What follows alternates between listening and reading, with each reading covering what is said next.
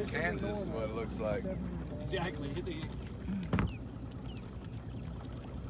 Look at the green right there. You can see it. I mean, you got no visibility here above it. It's just crack.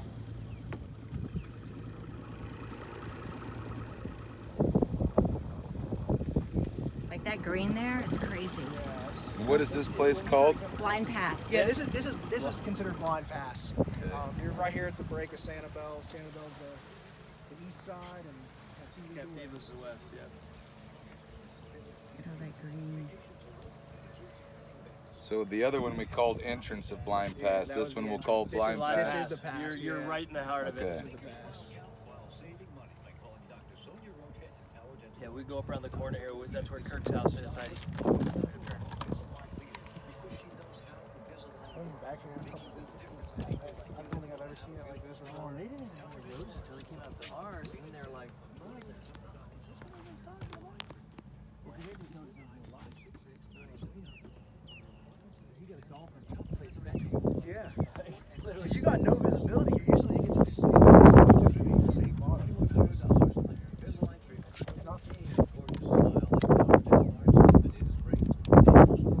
That dog right there, that was from the last hurricane we had. Broke off on one of these houses and I was gonna say, yeah, just floated it over. floated intact, just like that, to its resting ground.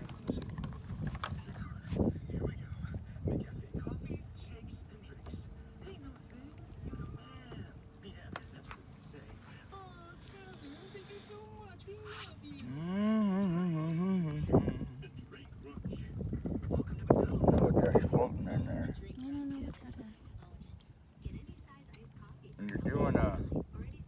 When you're doing water testing, especially in a contaminated area, you got to make sure you try to do it in a non-biased way. Yeah.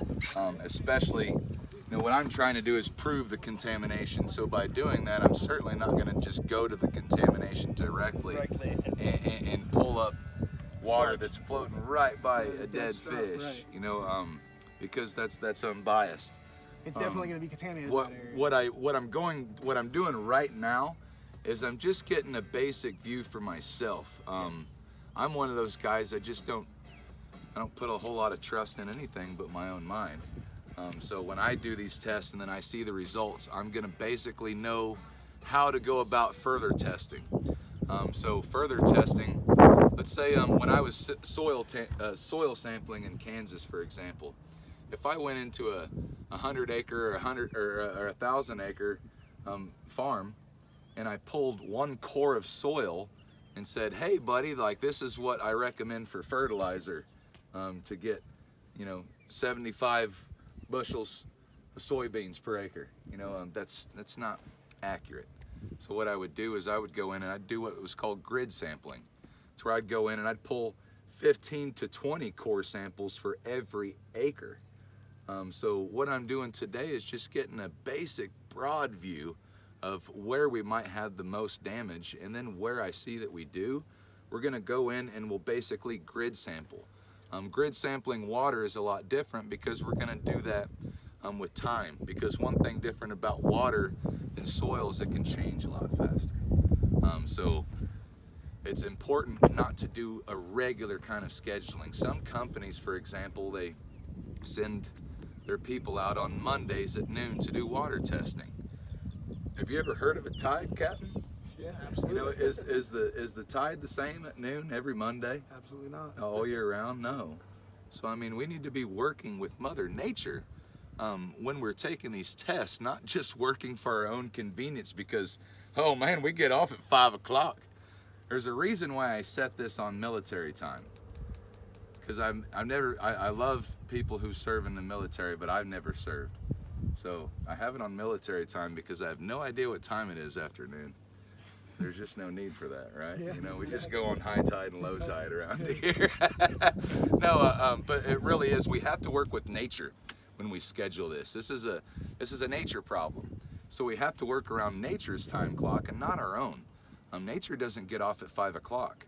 So when that means coming out at 2 in the morning to get that sample of an evening slack tide, so you can compare it to your last 3, 4, 5, 6, 7, 8, 9.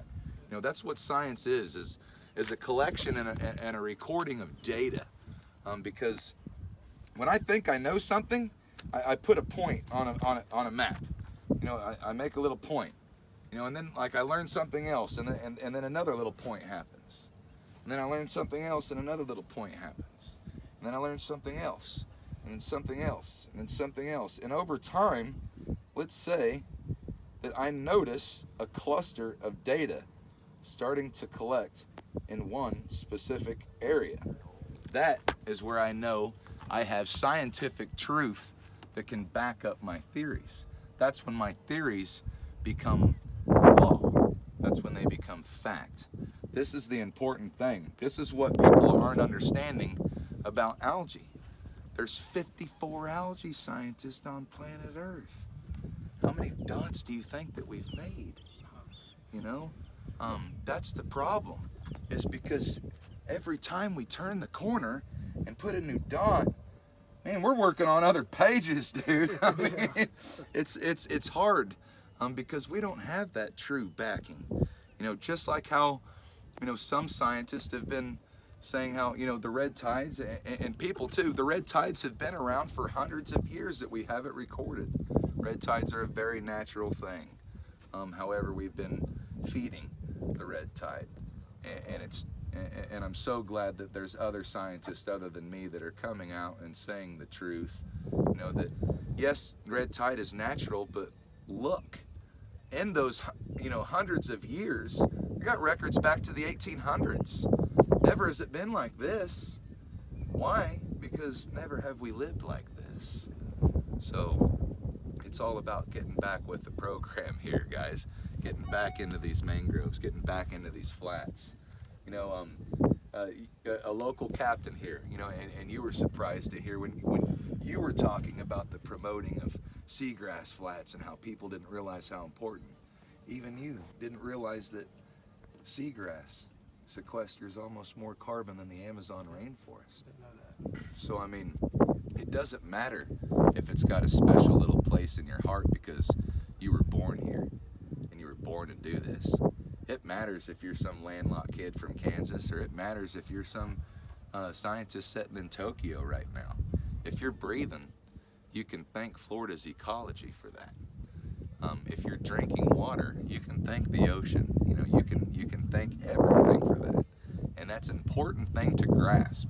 The Everglades, for example. There is no other Everglades on planet Earth. There is no other Everglades on planet Earth. That is such an important ecosystem, and we are choking it out for human convenience when there are ways that we can live alongside that swamp, which it's not a swamp. A lot of people don't realize it is not a swamp. It is a river that flows. We have turned it into a swamp, you know? Choking it out. And me and other scientists have been working really hard to prove that while choking out that river system, that Everglades, that we are actually inviting catastrophic events and hurricanes to our area. Because the barometric pressure changes when that cation exchange capacity, that same thing that we were talking about earlier.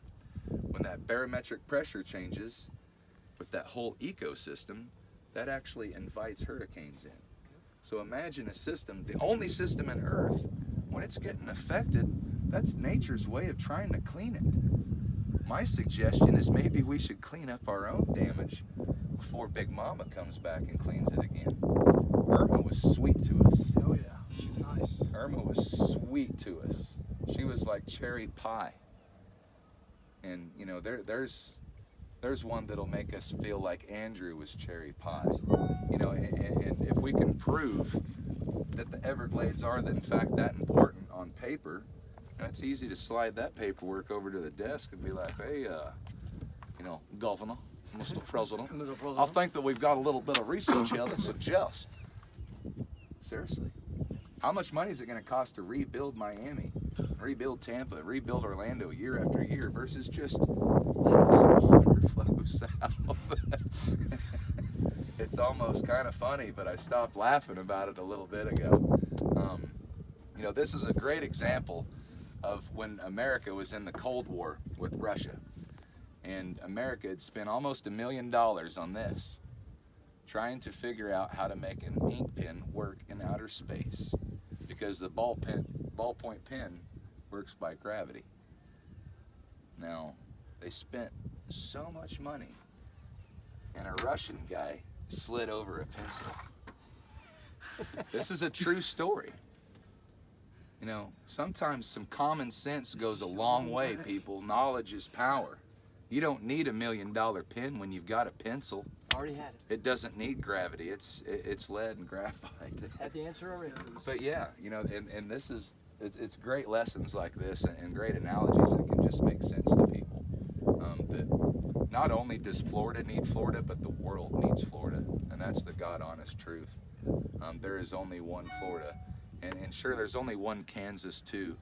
You know, and we grow a lot of food there. You know, for every farmer, 153 or maybe 163 people, you know, live off that a year. So I mean, that's a great thing to say.